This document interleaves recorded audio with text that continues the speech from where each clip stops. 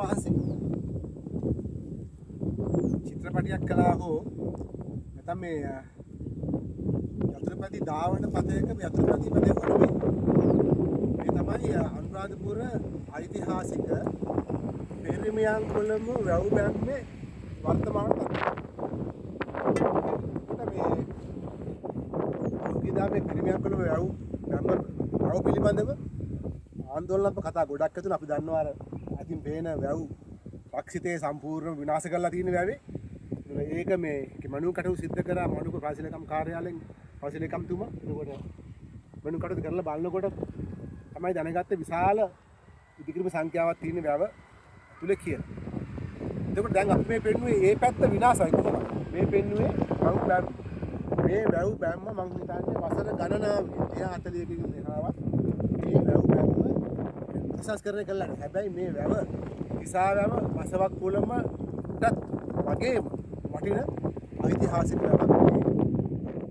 මහා විහාර භූමියේ තියෙන අටම ස්ථාන කේන්ද්‍ර කොටගත් ඓතිහාසික වැවක්. ඉතින් මේ පිළිබඳව කිසිම වගකීම් පුද්ගලයෙකුගේ අවධානය යොමු වෙලා තිබුණේ නැහැ.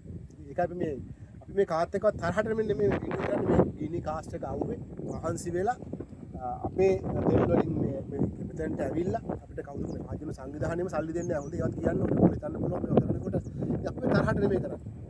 නොදකින්න තැන් දකින්න ඕන අයට අවධානය සඳහා අපි යොමු කරනවා. ඒකයි මේ මහන්සිලා ගන්න ඉතින් මේ ඓතිහාසික වැව් ප්‍රසංස්කරණය කරලා මේක මේ රටේ වටින අනුරාධ ගාම පුරවරයට වටින වස්තුවක් විදිහට ආරක්ෂා කරන්න කියන ඉල්ලීමයි අපි කරන්නේ. දැන් තේන වැව් රක්ෂිතේ නම් ගන්න දෙයක් නැහැ. මේ අනුරාධපුරේ ලක්ෂණය මොකද වැව් රක්ෂිතවල් පෙන්වන්න බෑ අනුරාධපුරේ මිනිස්සුන්ට සහ රජයේ නිලධාරීන්ට සහ කූට ව්‍යාපාරිකයන්ට පෙන්වන්න බෑ.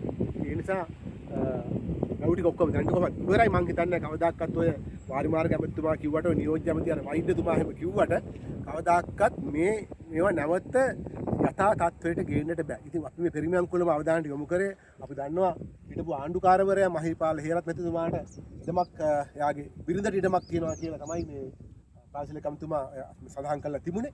ඉතින් ඒ ඉඩම ආණ්ඩුකාරවරයා විදිහට මේ වසර ගණනාවක් හිටියා. හැබැයි එතුමාට තිබ්බ යුතුයකම තමන්ගේ ඉඩම ඒ අර වැව් රක්ෂිතෙන් අල්ල ගන්න ගමන් මෙන්න මේ වැව් ධම්ම ප්‍රසංස්කරණය කරන්න තිබ්බ. ඊළඟ තමයි මේ ආණ්ඩුවේ මේ රටේ තියෙන අංජබජල් පරිපාලනය.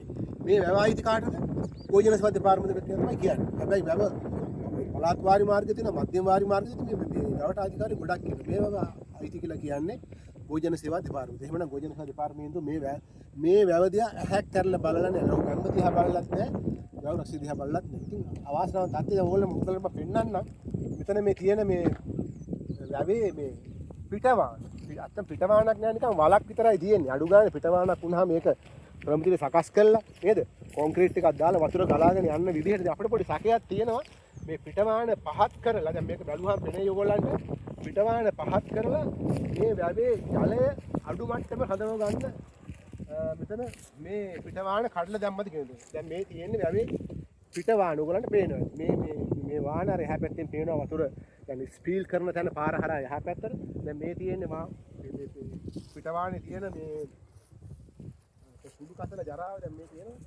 මේ අපිට හිතෙනවා මේ පිටවාන මේක පාත් කරලා අර එහා පැත්තේ අර අනවසර ඉදිකිරීම බේරා ගන්නට මේ පිටවාන ඩැමේජ් කරලා මේක පහත් කරලා කියලා හොඳ ආකාරව වෙනවා. ඉතින් අපි වාරි මාර්ග ඇමතුමාට පුරාවිද්‍යා ඇමතුමාට ඔය ඉන්න නාගරික සංවර්ධන ඉන්නවනේ අයිතිකාර ඇමතිවරු මේ ඔක්කොටම කියන වර්තමාන රජයේ ඇමතිවරුන්ට ඔබලා ඇවිල්ලා ඉන්නේ ජනතාවගේ අභිලාෂයන් ඉෂ්ට කරන්න.